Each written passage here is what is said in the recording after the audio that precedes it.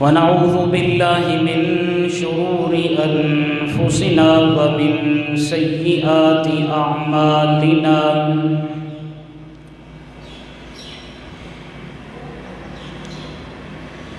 من يهده الله فلا مضل له ومن يضلله فلا هادي له ونشهد أن لا إله إلا الله وحده لا شريك له ونشهد أن سيدنا ومولانا محمدا عبده ورسوله أما بعد فقد قال الله تبارك وتعالى في كلامه المجيد والفرقان الحميد أعوذ بالله من الشيطان الرجيم بسم الله الرحمن الرحيم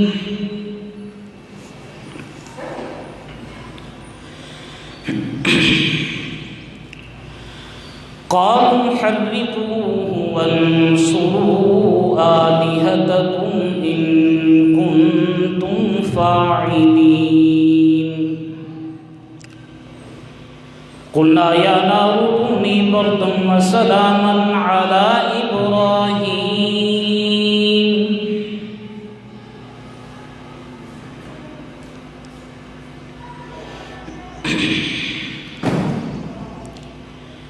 صدق الله العظيم وبلغنا رسوله النبي الكريم ونحن على ذلك لمن الشاهدين والشاكرين والحمد لله رب العالمين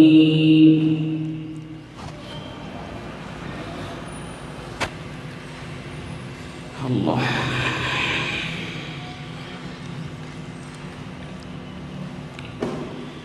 سامعین ذی وقار گرامی قدر میرے دوستوں بزرگوں اور ساتھیوں،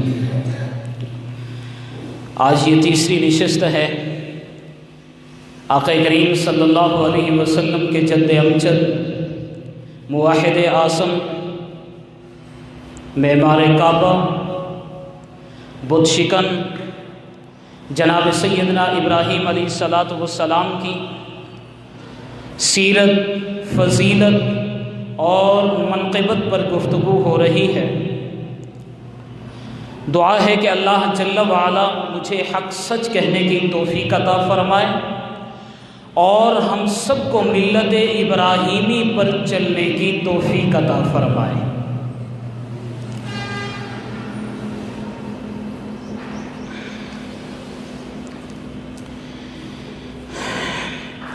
جناب سیدنا ابراہیم علیہ السلام کی زندگی امتحانات سے بھری ہوئی ہے۔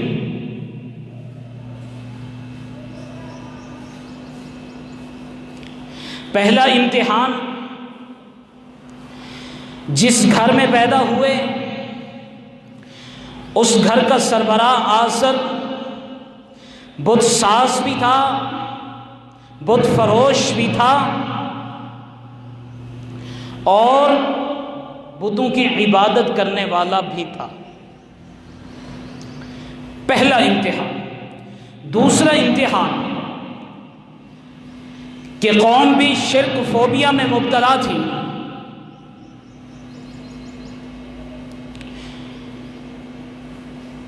ابراہیم علیہ السلام نے اپنے والد کا دروازہ کھٹکایا، قوم کا دروازہ کھٹکایا، اعلان حق اپنے والد کے پاس لے کے گئے، اپنی قوم کے پاس لے کے گئے۔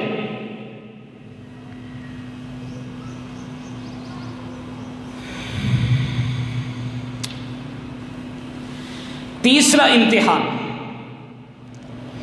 کہ بادشاہ وقت نمرود بھی جناب ابراہیم علیہ السلام کا دشمن اور مخالف ہو گیا۔ ہر طرف سے مخالفت ہی مخالفت ہے۔ جس وقت جناب ابراہیم علیہ السلام نے کلمہ حق بلند کیا اور اس کلمہ حق کی صدا نمرود کے ایوانوں تک پہنچی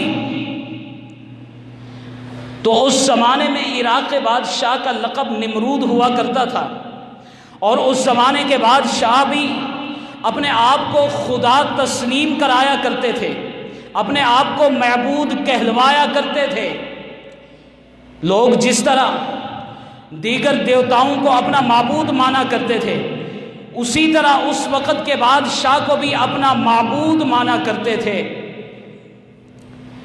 نمرود یہ سوچنے لگا اگر ابراہیم علیہ السلام کی تبلیغی سرگرمیاں جاری رہی تو یہ عوام کو میری نام نہاد ربوبیت اور الہیت سے برگشتہ کر دے گا۔ ہاں، اگر اس کی تبلیغی سرگرمیاں جاری رہی تو جہاں پر ہمارے آباء و اجداد کا دین خطرے میں ہے، وہاں پر میری سلطنت بھی خطرے میں ہے، میری بادشاہت بھی خطرے میں ہے۔ چنانچہ اس نے آزر کو حکم دیا کہ اپنے بیٹے ابراہیم کو میری دربار میں لاؤ۔ آزر اپنے بیٹے ابراہیم علیہ السلام کو نمرود کی دربار میں لے کر آیا، اور نمرود نے سب کے سامنے سوال کیا، کیا وجہ ہے کہ تم مجھے اپنا رب تسلیم نہیں کرتے؟ تم نے اپنے آباء و اجداد کے دین سے بغاوت کیوں کی ہے؟ ابراہیم علیہ السلام نے نمرود کی دربار میں کھڑے ہو کر بھی کلمہ حق سنا دیا، اعلان حق کا اظہار کر دیا، بباغ دہل عقیدہ توحید بیان کر دیا۔ کہنے لگے کہ میں خدا واحد کا پرستار ہوں اور اس کے ساتھ میں کسی کو شریک نہیں مانتا۔ وہ ذات وحدہ لا شریک ذات ہے، اس نے کائنات کے نظام کو بنایا ہے، اس نے مجھے پیدا کیا ہے، اس نے آپ کو پیدا کیا ہے۔ میں آپ کو اپنا رب کیسے تسلیم کر لوں؟ آپ بھی عام انسانوں کی طرح ایک انسان ہو، میں ان گنگے بہروں اور لکڑی کے بتوں کو اپنا خدا کیسے تسلیم کر لوں؟ یہ بھی اٹھنے بیٹھنے کے اندر اور ایک جگہ سے دوسری جگہ منتقل ہونے کے اندر دوسروں کے محتاج ہیں، میں اپنا خدا ان کو کیسے تسلیم کر لوں؟ میں حق کے راستے پر ہوں، تم غلطی کے راستے پر ہو۔ میں حق کا راستہ چھوڑ کر تمہارے آباء و اجداد کے خود ساختہ دین کو قبول نہیں کر سکتا۔ کلمہ حق کا اظہار کر دیا۔ ابراہیم کے والد آزر نے جس وقت اپنے بیٹے کی یہ بات سنی تو آزر تا خاطر ہو گیا، اپنے بیٹے کو الگ لے جا کر کہا کہ بیٹا، تجھے معلوم ہونا چاہیے کہ یہ نمرود ہمارا رب ہے، اس کے سامنے مجھے شرمندہ نہ کرنا۔ جناب ابراہیم علیہ السلام نے زبان حال سے فرمایا، اے ابا جان، اگر تمہیں نمرود کے سامنے شرم آتی ہے تو مجھے اپنے معبود کے سامنے شرم آتی ہے۔ اگر تمہاری چاہت یہ ہے کہ میں تمہیں ان کے سامنے شرمندہ نہ کروں، میری چاہت یہ ہے کہ مجھے اپنے خدا کے سامنے شرمندہ نہ کرو، میری بات کو تسلیم کر لو، اس وحدہ لا شریک ذات کو مان لو۔ نمرود نے سوال کیا کہ تیرے رب میں کون سی ایسی خصوصیت ہے جو میرے اندر نہیں ہے؟ جناب ابراہیم علیہ السلام نے فرمایا کہ میرا رب وہ ہے جو زندگی کا بھی مالک ہے، جو موت کا بھی مالک ہے۔ اس نے کہا کہ زندگی اور موت کا مالک تو میں بھی ہوں۔ جلاد کو حکم دیتا ہے کہ جو ناحق شخص ہے اس کی گردن اڑا دو، اور جو قتل کا مجرم ہے اس کو آزاد کر دو۔ اب نمرود کہنے لگا کہ دیکھو، زندگی اور موت میرے قبضہ میں بھی ہے، تیرے رب کے پاس کیا ہے؟ ابراہیم علیہ السلام نے جس وقت دیکھا کہ یہ موت و حیات کی حقیقت سے ناآشنا ہے، ابراہیم علیہ السلام نے فرمایا کہ میرا رب وہ ہے جو سورج کو مشرق سے نکالتا ہے، مغرب میں غروب کر دیتا ہے۔ آپ ایسا کرو کہ ایک دن کے لیے سورج کو مغرب سے نکالو اور مشرق میں غروب کر دو۔ فَبُهِتَ الَّذِي كَفَرَ، کافر مبہوت اور لاجواب ہو کر رہ گیا۔ اب یہاں پر علماء نے لکھا ہے کہ اس نے آگے کوئی بات نہیں کی۔ اگر وہ یہ کہہ دیتا کہ مشرق سے سورج کو میں نکالتا ہوں، مغرب میں میں غروب کرتا ہوں، اپنے رب سے کہو کہ وہ مغرب سے سورج کو نکالے مشرق میں غروب کر دے، پھر کیا ہوتا؟ مفسرین نے لکھا ہے کہ اگر نمرود یہ مطالبہ کرتا تو اللہ تبارک و تعالی سورج کو مغرب سے نکال کر مشرق میں غروب کر دیتا۔ اللہ کی ذات اس بات پر بھی قادر ہے۔ قرآن مجید میں اس کی منظر کشی کی گئی ہے۔ الم تر الی الذی حاج ابراہیم فی ربی ان آتاہ اللہ الملک اذ قال ابراہیم ربی الذی یحیی و یمیت قال انا احیی و امیت قال ابراہیم فإن اللہ یأتی بالشمس من المشرق فأت بہا من المغرب فبہت الذی کفر۔ کیا آپ نے اس شخص کی طرف نہیں دیکھا جس نے ابراہیم علیہ السلام سے اس کے پروردگار کے بارے میں مناظرہ کیا تھا، جھگڑا کیا تھا؟ اللہ نے اس کو بادشاہت عطا کر رکھی تھی۔ جس وقت ابراہیم علیہ السلام نے کہا کہ میرا رب وہ ہے جو زندگی بھی دیتا ہے، جو موت بھی دیتا ہے، اس نے کہا کہ زندگی میں بھی دیتا ہوں، موت میں بھی دیتا ہوں۔ ابراہیم علیہ السلام نے فرمایا کہ پھر ایسا کر کے سورج کو مغرب سے نکال کر مشرق میں غروب کر دے۔ فبہت الذی کفر، کافر مبہوت اور لاجواب ہو کر رہ گیا۔ اب یہ جاہل قوموں کا شیوا ہے کہ جس وقت وہ دلیل کے میدان میں شکست کھا جاتے ہیں تو اپنی بات بزور باسو منوانا چاہتے ہیں۔ ہونا تو یہ چاہیے تھا کہ قوم بھی کلمہ پڑھ لیتی، نمرود بھی کلمہ پڑھ لیتا، خدائے وحدہ لا شریک کو مان لیتا، لیکن ایسا نہیں ہوا۔ جس وقت ابراہیم علیہ السلام کے دلائل اور براہین کے سامنے شکست سے دو چار ہو گئے تو انہوں نے مادی قوت اور مادی طاقت کا مظاہرہ کرنا شروع کر دیا۔ ابراہیم علیہ السلام نہتے ہیں، ابراہیم علیہ السلام تنہا ہے، ابراہیم علیہ السلام کا ساتھ دینے والا دنیا کی نظر میں کوئی نہیں۔ ادھر سے والد بھی دشمن ہے، قوم بھی مخالف ہے، اور بادشاہ وقت بھی خون کا پیاسا بن چکا ہے۔ انتقام کے نعرے ہیں، زندہ جلا دینے کے ارادے ہیں، مرنے مارنے کی باتیں ہو رہی ہیں، لیکن ابراہیم علیہ السلام کا کوئی حامی نہیں، کوئی مددگار نہیں، کوئی ناصر نہیں، کوئی ساتھ چلنے والا نہیں، لیکن یہ دنیا کی نظر میں تھا۔ حقیقت میں ابراہیم علیہ السلام کے ساتھ وہ تھا جو سہاروں کا سہارا ہے، جو نصرتوں کا ناصر ہے، جسے خدائے واحد کہا جاتا ہے۔ اللہ کی مدد و نصرت قدم قدم پہ جناب ابراہیم کے ساتھ تھی۔ پھر کیا ہوا؟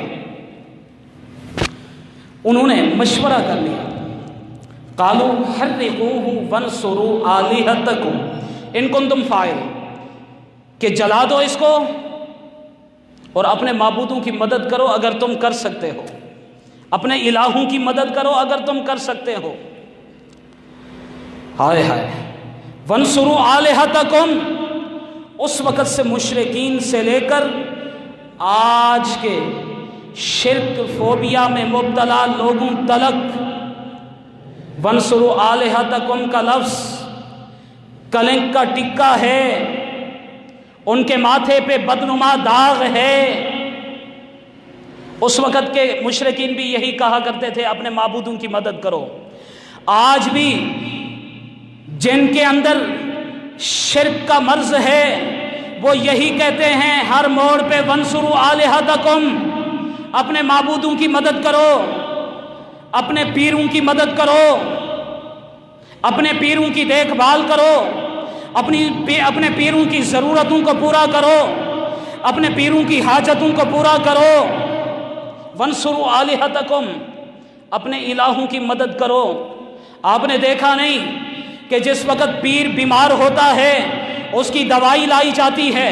وانصروا آلہتکم، جس وقت پیر کو بھوک لگتی ہے کھانا بنا کے دیا جاتا ہے، جس وقت پیر کو پیاس لگتی ہے مشروبات بنا کے دیے جاتے ہیں، جس وقت پیر کو گرمی لگتی ہے ایئر کنڈیشن لگا دیا جاتا ہے، جس وقت سردی لگتی ہے ہیٹر جلا دیا جاتا ہے، ہاں جس وقت وہ دوسروں کا محتاج ہوتا ہے اٹھنے بٹھلانے کے اندر تو ہم اس کا سہارا بنتے ہیں، جس وقت وہ چلنے چلانے میں دوسروں کا محتاج ہوتا ہے ہم اس کا ہاتھ تھامتے ہیں، اس کا سہارا بنتے ہیں، اور جس وقت وہ مر جاتا ہے خود سے کپڑے اتار نہیں سکتا، اس کے کپڑوں کو پھاڑا جاتا ہے، کپڑوں کو اتارا جاتا ہے، خود سے اپنے آپ کو دھو نہیں سکتا، اس کو پھٹے پہ لٹا کے غسل دیا جاتا ہے، خود اپنے آپ کفن پہن نہیں سکتا، اسے کفن پہنایا جا سکتا ہے، خود جنازہ گاہ چل کے جا نہیں سکتا، چارپائی پر لٹا کر جنازہ گاہ پہنچایا جاتا ہے، وہ قبر کی پاتال میں خود سے اتر نہیں سکتا،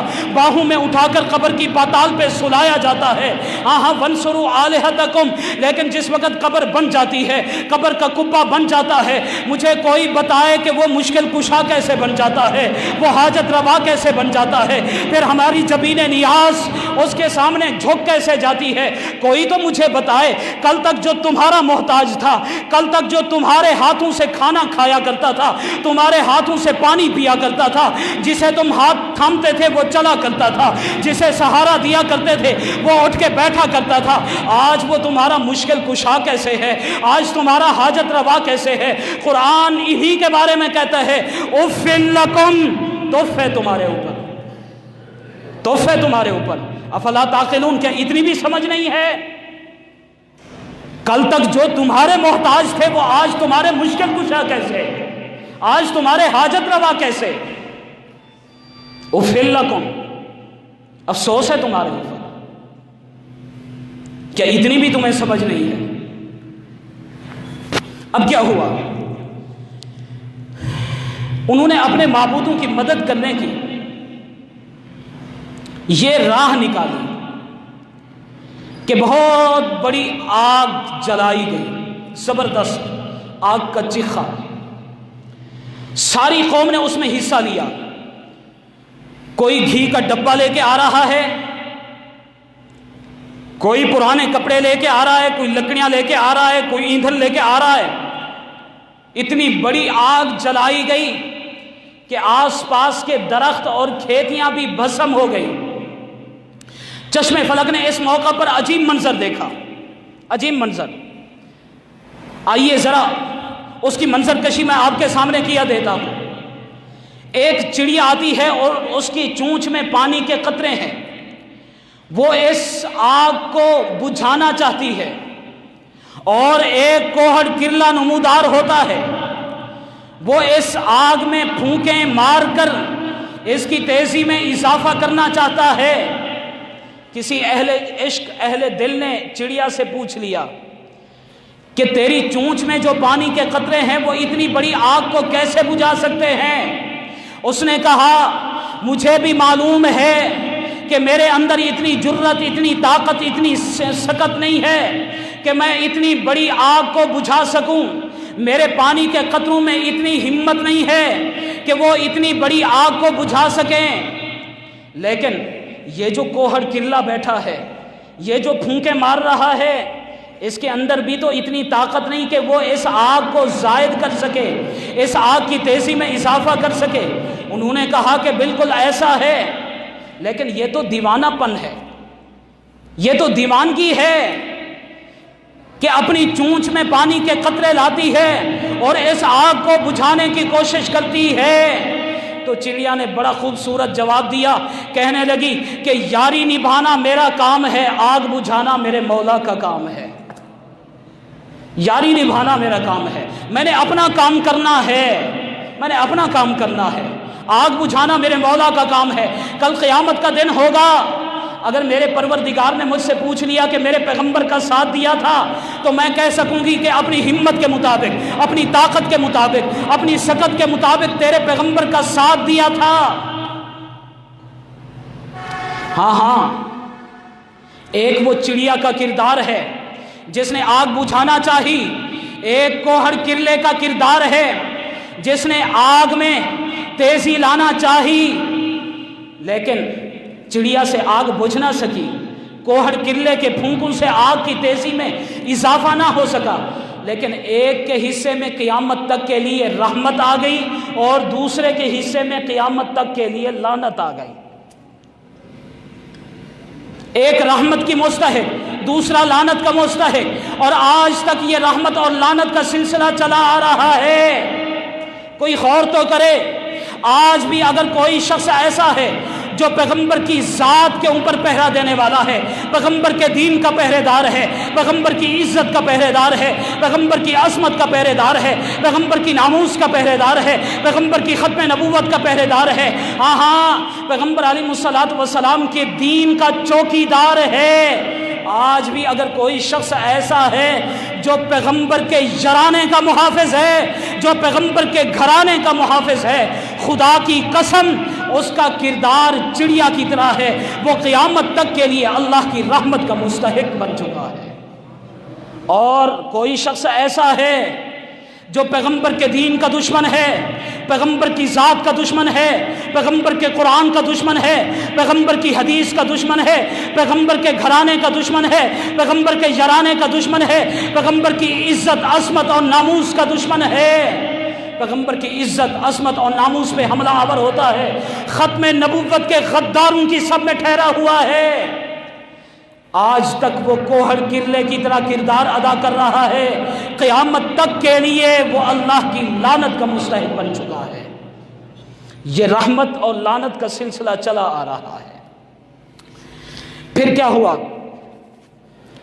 آگ کا دہکتا ہوا سمندر تھا، دہکتا ہوا سمندر، آتش کدہ، کوئی قریب نہیں جا سکتا، لیکن آج ابراہیم علیہ السلام کے دشمن خوش تھے کہ آج ابراہیم کی توحید پرستی کا علم ہو جائے گا، آج نمرود خوش تھا کہ میرا دشمن ابراہیم ہمیشہ کے لیے ختم ہو جائے گا، آج شیطان بھی بڑا خوش تھا کہ توحید کے غلغلے بلند کرنے والا ابراہیم نیست و نابود ہو جائے گا۔ آج دشمنان اسلام کے سب میں عید کا سا سما تھا، عید کا سا جشن تھا، خوشی اور مسرت کے شادیانے بجائے جا رہے تھے، خوشی اور مسرت کے شادیانے بجائے جا رہے تھے، لیکن ادھر سے فرشتوں میں اضطراب تھا، الہی یہ ماجرا کیا ہے؟ تیری توحید کا اعلان کرنے والا ہے، کوئی اس کا ذاتی جھگڑا تو نہیں تھا، تیرے نام پر وہ آگ میں جا رہا ہے، کتنا بھیانک منظر ہوگا جس وقت ابراہیم علیہ السلام کو اٹھا کے آتش نمرود میں ڈال دیا جائے گا۔ فرشتوں نے کہا کہ اے اللہ ہمیں اجازت دو، ہم ان کی مدد و نصرت کے لیے جانا چاہتے ہیں۔ اللہ نے فرمایا کہ جاؤ اپنا شوق پورا کر لو، میری طرف سے اجازت ہے۔ جناب ابراہیم کی خدمت میں جناب جبرائیل بھی تشریف لاتے ہیں، جناب اسرائیل بھی تشریف لاتے ہیں، جناب میکائیل بھی تشریف لاتے ہیں، جناب اسرافیل بھی تشریف لاتے ہیں۔ جناب جبرائیل امین آئے، عرض کیا کہ اے ابراہیم اگر اجازت ہو تو میں پر مار کر اس آگ کو ٹھنڈا کر سکتا ہوں۔ جناب میکائیل تشریف لائے، ابراہیم اجازت ہو تو میں پانی برسا کر اس آگ کو سیلاب کی نظر کر سکتا ہوں۔ جناب اسرائیل تشریف لائے، ابراہیم اجازت ہو تو میں سور پھونک کر اس آگ کو درہم برہم کر سکتا ہوں۔ جناب اسرائیل تشریف لائے، اے ابراہیم اجازت ہو تو ان کی گردنیں دبوچ کر ان کے پروگرام کو تہس نہس کر سکتا ہوں۔ جناب ابراہیم علیہ السلام پوچھتے ہیں فرشتوں ذرا یہ بتلاؤ اپنی طرف سے آئے ہو یا کسی کی اجازت سے آئے ہو؟ کہنے لگے کہ اپنی طرف سے آئے ہیں لیکن اجازت لے کر آئے ہیں۔ ابراہیم علیہ السلام نے فرمایا کہ اچھا مجھے یہ بتلاؤ کہ جس سے اجازت لے کر آئے ہو وہ ذات مجھے دیکھ رہی ہے یا نہیں دیکھ رہی؟ فرشتوں نے کہا کہ وہ ذات مجھے دیکھ رہی ہے۔ ابراہیم علیہ السلام نے بڑی جرت کے ساتھ اعلان کر دیا، فرمایا کہ اے جبرائیل آج مجھے تیری بھی ضرورت نہیں، اسرائیل آج مجھے تیری بھی ضرورت نہیں، اسرافیل آج مجھے تیری بھی ضرورت نہیں، میکائیل آج مجھے تیری بھی ضرورت نہیں، تم جا سکتے ہو۔ آج عشق و محبت کا امتحان ہے، آج خلیل جانے گا یا اس کا رب جلیل جانے گا۔ آج عشق و محبت کا امتحان ہے، آج دیکھا جائے گا کیا ہوتا ہے، آج خلیل جانے یا پھر اس کا رب جلیل جانے۔ جس کے لیے میں اس آگ میں آیا ہوں وہ ذات مجھے دیکھ رہی ہے، اس ذات نے براہ راست آگ کو حکم دیا وہی تو ذات ہے جس نے آگ کو پیدا کیا ہے، جس نے آگ میں جلانے کی صفت رکھی ہے، وہی ذات ہے جس نے حکم دیا قلنا یا نار کونی بردم وسلاما علی ابراہیم، اے آگ ٹھنڈی ہو جا، سلامتی والی ہو جا ابراہیم پر۔ اللہ تبارک و تعالیٰ نے صرف یوں نہیں فرمایا کہ اے آگ ٹھنڈی ہو جا، بعض مرتبہ ٹھنڈک بھی انسان کے لیے تکلیف دہ ہوتی ہے، فرمایا کہ ٹھنڈک بھی سلامتی والی ہو، یا نار کونی بردم وسلاما علی ابراہیم۔ اللہ کا یہ اصول ہے جو آج میرے لیے بھی ہے، جو آج آپ کے لیے بھی ہے، من کان للہ کان اللہ لہ، جو اللہ کا بن جاتا ہے اللہ اس کا بن جاتا ہے، جو اللہ کے لیے قربانیاں پیش کرتا ہے اللہ تبارک و تعالیٰ قدم قدم پر موڑ موڑ ہر لحظہ ہر لمحہ اس کی مدد و نصرت فرماتا ہے۔ ابراہیم علیہ الصلوۃ والسلام کی زندگی کے امتحانات اور بھی ہیں جن کو انشاءاللہ العزیز اگلے جمعہ کی نشست میں اور عید الاضحیٰ کی نشست میں آپ کے سامنے بیان کروں گا، لیکن ابھی میں عشرہ ذی الحجہ اور قربانی کے مسائل کے حوالے سے کچھ باتیں کرنا چاہتا ہوں۔ عشرہ ذی الحجہ کے متعلق یہ بات یاد رکھیے کہ یہ کوئی عام دن نہیں ہے، اللہ کے ہاں انتہائی مقرب دن ہے جن سے ہم گزر رہے ہیں۔ اللہ تبارک و تعالیٰ جس کسی چیز کی عظمت کو ظاہر کرنا چاہتے ہیں اللہ اس چیز کی قسم اٹھاتے ہیں۔ اللہ کو قسم اٹھانے کی کوئی ضرورت نہیں، لیکن اللہ اس چیز کی عظمت کو واضح کرنا چاہتے ہیں۔ اللہ فرماتے ہیں والفجر ولیال عشر، قسم ہے فجر کی اور قسم ہے 10 راتوں کی۔ ان 10 راتوں سے مراد یہ 10 ذی الحجہ تک کے ایام ہیں جن کی اللہ نے قسم اٹھائی ہے۔ دوسرے مقام پر اللہ تبارک و تعالیٰ فرماتے ہیں وَاذْكُرُوا اللَّهَ فِي أَيَّامٍ مَّعْلُومَاتٍ، تم یاد کرو اللہ کو ایام معلومات۔ اب ایام معلومات کون سے؟ مفسر قرآن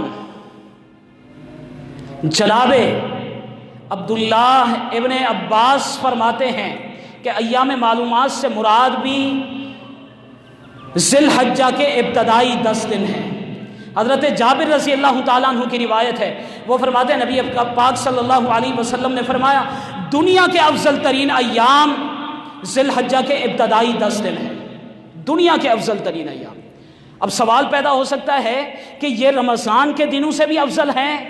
علماء نے لکھا ہے کہ جی ہاں، دنوں کے اعتبار سے دیکھا جائے تو یہ رمضان کے دنوں سے بھی افضل ہے، رمضان کے دنوں سے بھی، لیکن رمضان کی راتیں ان کی راتوں سے افضل ہیں۔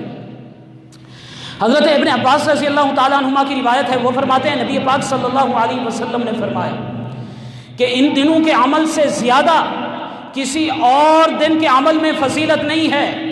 صحابہ نے عرض کیا اللہ کے رسول جہاد میں بھی فضیلت نہیں؟ پیغمبر علیہ السلام نے فرمایا کہ جی ہاں، جہاد میں بھی اتنی فضیلت نہیں ہے، سوائے اس شخص کے جو اپنی جان و مال کے ساتھ میدان جہاد میں جاتا ہے اور اپنا مال اور اپنی جان اللہ کے راستے میں قربان کر دیتا ہے۔ جناب عائشہ رضی اللہ تعالیٰ عنہ کی روایت ہے، وہ فرماتی ہیں نبی پاک صلی اللہ علیہ وسلم نے فرمایا کہ عاشرہ کے دن سے زیادہ اللہ تبارک و تعالیٰ کسی اور دن لوگوں کو جہنم کی آگ سے نجات عطا نہیں فرماتے۔ یہ عاشرہ کا دن بہت قیمتی ہے، اللہ تبارک و تعالیٰ اس میں بخشش کے پروانے عطا فرمانا چاہتے ہیں۔ حضرت عبداللہ بن قرۃ رضی اللہ تعالیٰ عنہ فرماتے ہیں کہ آقا کریم صلی اللہ علیہ وسلم نے فرمایا کہ اللہ تبارک و تعالیٰ کے ہاں سب سے زیادہ عظمت والا دن یوم النحر ہے، 10 ذی الحجہ کا دن ہے، اور اس کے بعد یوم القر ہے یعنی 11 ذی الحجہ کا دن ہے۔ حضرت ابن عمر فرماتے ہیں آقا کریم صلی اللہ علیہ وسلم نے فرمایا کہ اللہ تبارک و تعالیٰ کے ہاں ان دنوں سے زیادہ عظمت والا کوئی دن نہیں، اور ان دنوں میں کیے جانے والے اعمال سے زیادہ اللہ کو کوئی عمل محبوب نہیں۔ ان دنوں میں جو ہم عمل کریں گے اللہ کے ہاں وہ پسندیدہ عمل ہوگا۔ حضرت ابن عمر نے فرمایا کہ ہمیں ان دنوں میں لا الہ الا اللہ کی کثرت کرنی چاہیے، الحمدللہ کی کثرت کرنی چاہیے، اللہ اکبر کی کثرت کرنی چاہیے، تکبیرات تشریق کا اہتمام کرنا چاہیے۔ ابن مسعود فرماتے ہیں کہ تکبیرات تشریق یہ ہیں: اللہ اکبر، لا الہ الا اللہ واللہ اکبر وللہ الحمد۔ 9 ذی الحجہ کی صبح سے لے کر 13 ذی الحجہ کی عصر تک ہر نماز کے بعد بلند آواز سے ایک مرتبہ پڑھنا ہر ایک کے اوپر واجب ہے، واجب لازمی درجہ ہے۔ عورتوں کے اوپر بھی لازم ہے، لیکن انہیں چاہیے کہ آہستہ آواز میں پڑھیں۔ اور اعمال کیا ہیں ان دنوں کے؟ حضرت ام سلمہ رضی اللہ تعالیٰ عنہ فرماتی ہیں نبی پاک صلی اللہ علیہ وسلم نے فرمایا کہ جو ذی الحجہ کا چاند دیکھے اور اس کا قربانی کرنے کا ارادہ ہو تو اس کو چاہیے کہ جب تک وہ قربانی نہ کر لے اپنے جسم کے بال اور ناخن نہ اتارے۔ یہ مستحب عمل ہے، اگر کوئی شخص ایسا کرے گا تو ثواب کا مستحق ہوگا، اگر کوئی کر لیتا ہے تو گناہ نہیں ہے۔ یہ ایام چونکہ افضل ترین ایام ہیں، اس لیے ان دنوں میں روزے کا اہتمام کرنا چاہیے۔ حضرت سیدہ حفصہ رضی اللہ تعالیٰ عنہ کی روایت ہے، وہ فرماتی ہیں آقا کریم صلی اللہ علیہ وسلم ذی الحجہ مہینے کے ابتدائی 9 دن، یوم عاشور، ہر مہینے کے 3 دن اور ہر جمعرات اور پیر کے دن روزہ رکھا کرتے تھے۔ تو ان ایام میں روزے کا اہتمام کرنا چاہیے۔ اب آخری روایت عشرہ ذی الحجہ کی فضیلت کے حوالے سے غور سے سن لیجئے۔ ابو قتادہ رضی اللہ تعالیٰ عنہ فرماتے ہیں نبی پاک صلی اللہ علیہ وسلم نے فرمایا عرفہ کے دن یعنی 9 ذی الحجہ کے دن روزہ رکھنے کی وجہ سے مجھے اللہ سے امید ہے کہ اللہ تبارک و تعالیٰ پچھلے 1 سال کے گناہ اور اگلے 1 سال کے گناہوں کو معاف فرما دیں گے۔ اب اس سے بڑھ کر ہمیں اور کیا فضیلت چاہیے؟ تو عرفہ کے دن کے روزے کا اہتمام کرنا چاہیے۔ اب آئیے ایک اہم ترین عبادت، وقت مختصر ہے لیکن میں بڑے اختصار کے ساتھ جو اہم مسائل اپنی نظر میں جانتا ہوں وہ آپ کے سامنے بیان کیے دیتا ہوں۔ اللہ تبارک و تعالیٰ نے جن و انس کے اوپر اپنی عبادتیں مشروع کی ہیں۔ کچھ عبادتیں فرض و واجب کا درجہ رکھتی ہیں اور کچھ سنت و نفل کا درجہ رکھتی ہیں۔ کچھ عبادات ہمارے بدن سے تعلق رکھتی ہیں، کچھ عبادات ہمارے مال سے تعلق رکھتی ہیں۔ جو عبادات ہماری جان سے تعلق رکھتی ہیں وہ عبادات بدنیہ کہلاتی ہیں، اور جو عبادات ہمارے مال سے تعلق رکھتی ہیں وہ عبادات مالیہ کہلاتی ہیں۔ اور عبادات مالیہ میں سے اہم ترین عبادت قربانی کی ہے، اہم ترین عبادت۔ قربانی کا تسلسل جناب ابراہیم علیہ السلام سے نہیں ہے، آقا کریم صلی اللہ علیہ وسلم سے نہیں ہے، بلکہ تخلیق انسانیت کا جب آغاز ہوا تو اس وقت سے لے کر قربانی آج تک شریعت اسلامیہ میں مشروع چلی آ رہی ہے۔ جناب آدم علیہ السلام کے دور میں ان کے بیٹوں کو قربانی پیش کرنے کا حکم دیا گیا، انہوں نے اللہ کی دربار میں قربانی پیش کی۔ قرآن اس کی منظر کشی کرتا ہے، اذ قربا قربانا فتقبل من احدهما ولم يتقبل من الاخر قال لاقتلنك قال انما يتقبل الله من المتقين، کہ جس وقت جناب آدم علیہ السلام کے بیٹوں نے قربانی پیش کی، اللہ نے ایک سے قبول کر لی، دوسرے سے قبول نہ کی۔ اب جس سے قبول نہ کی گئی اس نے دوسرے سے کہا کہ میں تجھے قتل کر کے رہوں گا۔ اب دوسرے نے جواب دیا انما یتقبل اللہ من المتقین، کہ اللہ تبارک و تعالیٰ قربانی صرف متقی لوگوں سے قبول فرماتے ہیں۔ تو اس کا مطلب یہ ہے کہ قربانی کو قبول کرنا اللہ کا کام ہے، اور قربانی اللہ صرف اہل تقوی سے قبول فرماتا ہے، متقی لوگوں سے قبول فرماتا ہے۔ اللہ تبارک و تعالیٰ کو ہماری قربانی کے جانوروں کے خون اور گوشت کی ضرورت نہیں ہے۔ لن ینال اللہ لحومها ولا دماؤها ولکن ینالہ التقوی منکم، یہ خون یہ گوشت اللہ کے پاس نہیں پہنچتا، اللہ کے پاس ہمارا تقوی پہنچتا ہے۔ اللہ دیکھنا چاہتا ہے کہ ہمارے دلوں میں اللہ کا خوف کتنا ہے، اللہ دیکھنا چاہتا ہے کہ ہمارے دلوں میں اطاعت اور فرما برداری کے جذبات کتنے موجزل ہیں، اللہ یہ دیکھنا چاہتا ہے۔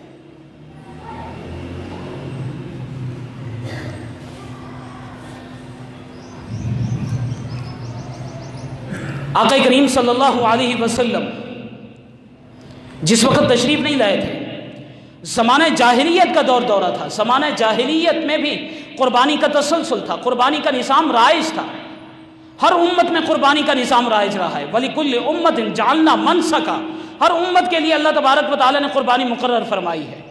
زمانہ جاہلیت میں بھی قربانی کے جانور پیش کیے جاتے تھے اور خون بیت اللہ کی دیواروں پر لگا دیا جاتا تھا، قربانی کے جانوروں کا گوشت بتوں کے سامنے بکھیر دیا جاتا تھا۔ پھر میرے آقا کریم صلی اللہ علیہ وسلم حضور نبی رحمت تاج ختم المرسلین سجا کے مبعوث ہوئے۔ آقا کریم صلی اللہ علیہ وسلم کو حکم ہوا فَصَلِّ لِرَبِّكَ وَانْحَرْ، اپنے رب کے لیے نماز پڑھیے اور قربانی کیجئے۔ آقا کریم صلی اللہ علیہ وسلم نے اللہ کے حضور خود بھی قربانی پیش کی اور صحابہ کو بھی حکم دیا، صحابہ کرام کو بھی حکم دیا۔ جناب مخنف بن اسلم فرماتے ہیں کہ عرفہ کے دن میں آقا کریم صلی اللہ علیہ وسلم نے فرمایا کہ اے لوگوں، گھر کے ہر فرد پر ہر سال میں ایک مرتبہ قربانی کرنا ضروری ہے۔ اس کا مطلب یہ ہے کہ ہر صاحب نصاب پر قربانی پیش کرنا سال میں ایک مرتبہ لازم ہے۔ صحابہ کرام نے عرض کیا اللہ کے رسول یہ قربانیاں کیا ہیں؟ آقا کریم صلی اللہ علیہ وسلم نے فرمایا سنت ابیکم ابراہیم، تمہارے والد ابراہیم کی سنت ہے۔ سوال ہوا کہ اللہ کی طرف سے بدلے میں ہمیں کیا ملے گا؟ جواب دیا گیا بِكُلِّ شَعْرَةٍ حَسَنَةٍ، ہر بال کے بدلے ایک نیکی ملے گی۔ صحابہ نے عرض کیا اللہ کے رسول بعض مرتبہ اون ہوتا ہے، جسم پہ بال نہیں ہوتے۔ آقا کریم صلی اللہ علیہ وسلم نے فرمایا بِكُلِّ شَعْرَةٍ مِنَ الصُّوفِ حَسَنَةٍ، اون کے بھی ہر بال کے بدلے میں ایک نیکی ملے گی۔ اور آقا کریم صلی اللہ علیہ وسلم نے قربانی نہ کرنے کے اوپر وعید بھی ارشاد فرمائی ہے، ذرا آپ وہ بھی سن لیجئے۔ آقا کریم صلی اللہ علیہ وسلم نے فرمایا من کان لہ سعۃ ولم یضحی فلا یقربن مصلانا، جس شخص کے لیے گنجائش موجود ہے اور وہ پھر بھی قربانی نہیں کرتا، وہ ہماری عیدگاہ کے قریب بھی نہ آئے، ہماری عیدگاہ کے قریب بھی نہ آئے۔ بڑی سخت وعید ہے یہ۔ آقا کریم صلی اللہ علیہ وسلم نے کون سے جانوروں کی قربانی پیش کی؟ آقا کریم صلی اللہ علیہ وسلم نے مینڈھے کی قربانی پیش کی ہے۔ حضرت انس رضی اللہ تعالیٰ عنہ فرماتے ہیں نبی پاک صلی اللہ علیہ وسلم اپنی قربانی میں 2 مینڈھے ذبح فرمایا کرتے تھے۔ آقا کریم صلی اللہ علیہ وسلم نے اونٹ کی قربانی بھی پیش کی ہے۔ حضرت جابر فرماتے ہیں کہ ہم حج و عمرہ کے موقع پر فی اونٹ 7 لوگ آقا کریم صلی اللہ علیہ وسلم کے ساتھ قربانی میں شریک ہوا کرتے تھے۔ آقا کریم صلی اللہ علیہ وسلم نے گائے کی بھی قربانی پیش کی ہے۔ حضرت عائشہ رضی اللہ تعالیٰ عنہ فرماتی ہے کہ مینا میں ہمارے سامنے گائے کا گوشت لا کر رکھ دیا گیا، میں نے دریافت کیا کہ یہ کیا ہے، تو مجھے بتلایا گیا کہ آقا کریم صلی اللہ علیہ وسلم نے اپنی ازواج مطہرات کی طرف سے گائے کی قربانی فرمائی ہے۔ اور آقا کریم صلی اللہ علیہ وسلم قربانی کے جانوروں کو پالا کرتے تھے، ان کی پرورش کیا کرتے تھے۔ حضرت امامہ بن سعد رضی اللہ تعالیٰ عنہ کی روایت ہے، وہ فرماتے ہیں کہ جس وقت ہم مدینہ منورہ میں ہوتے تھے، ہم اور دیگر مسلمان جانوروں کی خوب پرورش کر کے انہیں موٹا تازہ کیا کرتے تھے، فربا کیا کرتے تھے۔ یہ بھی آقا کریم صلی اللہ علیہ وسلم کی سنت ہے۔ حضرت ابو امامہ رضی اللہ تعالیٰ عنہ کی روایت ہے، وہ فرماتے ہیں نبی پاک صلی اللہ علیہ وسلم نے فرمایا کہ سب سے بہتر قربانی مینڈھے کی قربانی ہے، سب سے بہتر۔ اب یہاں پر ایک معرکۃ الآراء مسئلہ بھی کہ آیا بھینس کی قربانی بھی ہو سکتی ہے یا نہیں؟ یاد رکھیے کہ عرب میں حجاز کے علاقے میں بھینس نہیں پائی جاتی۔ آقا کریم صلی اللہ علیہ وسلم نے خود سے بھینس کی قربانی نہیں فرمائی، صحابہ نے بھی نہیں فرمائی، لیکن بھینس کوئی الگ سے جانور نہیں ہے، یہ گائے کی ایک قسم ہے۔ علامہ ابن منذر رحمہ اللہ کتاب الاجماع میں فرماتے ہیں کہ تمام ائمہ کا اس بات پر اتفاق ہے تمام ائمہ کا کہ بھینس گائے کی ہے ایک قسم ہے، اس کا الگ سے کوئی حکم نہیں ہے۔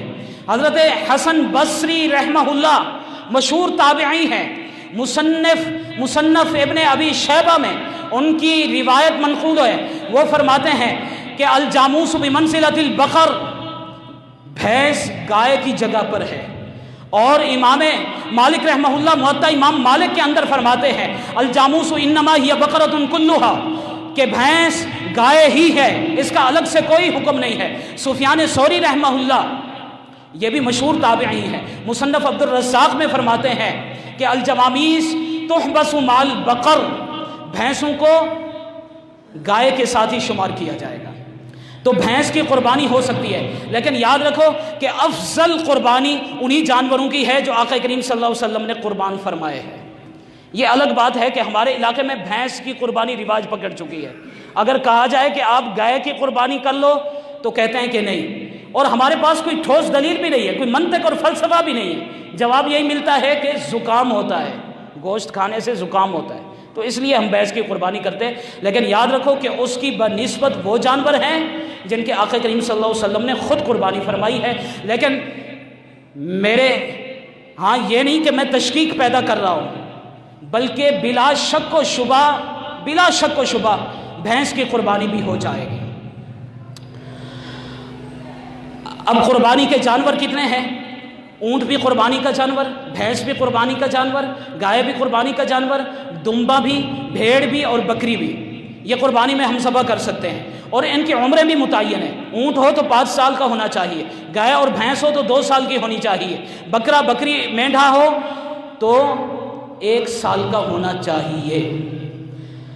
اب شہر اور دیہات میں قربانی کے وقت کا بھی فرق ہے، قربانی کے وقت کا بھی۔ دیہاتوں کے اندر صبح صادق کے بعد قربانی کی جا سکتی ہے، قربانی کا جانور ذبح ہو سکتا ہے، لیکن شہروں کے اندر جب تک پہلی نماز عید نہ ہو اس وقت تک قربانی کرنا جائز نہیں ہوگی۔ ہاں اگر پہلی عید شہر میں ہو گئی ہے، اس کے بعد اگر کسی نے قربانی کر لی، چاہے اس نے نماز پڑھی ہو یا نہ پڑھی ہو، قربانی اس کی طرف سے ادا ہو جائے گی۔ اب بہت سارے سوالات میرے پاس آتے ہیں جانوروں کے عیوبات کے حوالے سے، اب میں جلدی ذرا ان کو بھی شمار کر لیتا ہوں، آپ بھی ذہن نشین کر لیجئے۔ وہ جانور جن کا سینگ جڑ سے اکھڑا ہوا ہے، وہ لنگڑا جانور جو اپنا پاؤں زمین پر ٹیک نہیں سکتا، اندھا جانور، کانا جانور، خنسا جانور، وہ جانور جس کی زبان کٹ چکی ہو، وہ جانور جس کا پاؤں کٹ چکا ہو، وہ جانور جس کے دودھ کے تھن کٹ چکے ہوں، ایسا جانور بڑا جس کے 2 تھن کسی بیماری کی وجہ سے خشک ہو گئے ہوں، دودھ نہ اترتا ہو، بھیڑ اور بکری کا 1 تھن خشک ہو چکا ہو کسی بیماری کی وجہ سے، اس کا کان پیدائشی طور پر کٹا ہوا ہو، 1 کان کٹا ہوا ہو، دونوں کان کٹے ہوئے ہوں، یا پھر تھوڑا سا حصہ کٹا ہوا ہو، تو یہ دیکھا جائے گا کہ کسی جانور کی دم یا کان 1/3 حصہ یا اس سے زیادہ کٹا ہوا ہے، تو ایسا جانور قربانی میں نہیں لگ سکے گا۔ اگر اس سے کم ہے تو اس کی قربانی ہو سکتی ہے۔ اور اسی طرح ایسا جانور جس کی بینائی چلی گئی ہے، اگر 1/3 حصہ یا اس سے زیادہ چلا گیا ہے بینائی کا، تو اس کی قربانی بھی نہیں ہوگی۔ اگر اس سے کم چلی گئی ہے تو ایسے جانور کی قربانی ہو سکتی ہے۔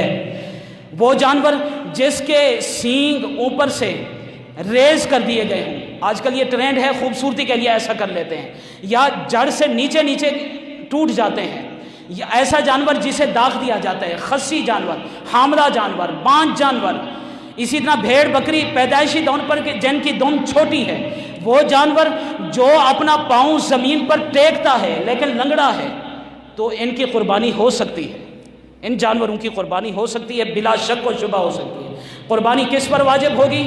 جس پر زکوٰۃ فرض ہے، آلریڈی اس پر قربانی بھی فرض ہے۔ اس کا نصاب میں بارہا بتا چکا ہوں کہ سونا چاندی، مال تجارت، نقدی کے حوالے سے یہ 4 چیزیں یہ زکوٰۃ کے نصاب میں عائد ہوتی ہیں۔ اور 5ویں چیز وہ ہے زائد از ضرورت اشیاء، جن کی مالیت 52.5 تولے چاندی کو پہنچ جائے۔ اب ضرورت سے مراد کون سی چیزیں ہیں؟ جن کا تعلق ہماری عزت، ہماری جان کے ساتھ ہے، ہماری آبرو کے ساتھ ہے۔ کھانا پینا ہو گیا، رہنے کا مکان ہو گیا، اسی طرح استعمال کی سواری ہو گئی، یہ ضرورت میں ہے۔ اس کے علاوہ جتنی چیزیں ہیں وہ زائد از ضرورت ہے۔ مثلا ہمارے کے پاس ایک سے زائد مکان ہے تو زائد ضرورت ہے، ایک سے زائد ہمارے پاس پلاٹ ہے، دکانیں ہیں، ہمارے پاس آلات معیشت ہوتے ہیں۔ آپ نے دیکھا ہوگا کہ مہنگے مہنگے سمارٹ فون ہوتے ہیں، ہمارے پاس ٹی وی ہے، ہمارے پاس VCR ہے، یہ سارے کے سارے چیزیں زائد ضرورت ہیں۔ تو بقیہ انشاءاللہ پھر اگلے جمعہ اللہ تبارک و تعالیٰ میرا آپ کا ہمیں ناصر وآخر دعوانا ان الحمدللہ رب العالمین۔ ہمارے پاس جانور موجود ہیں، اگر کوئی ساتھی ہمارے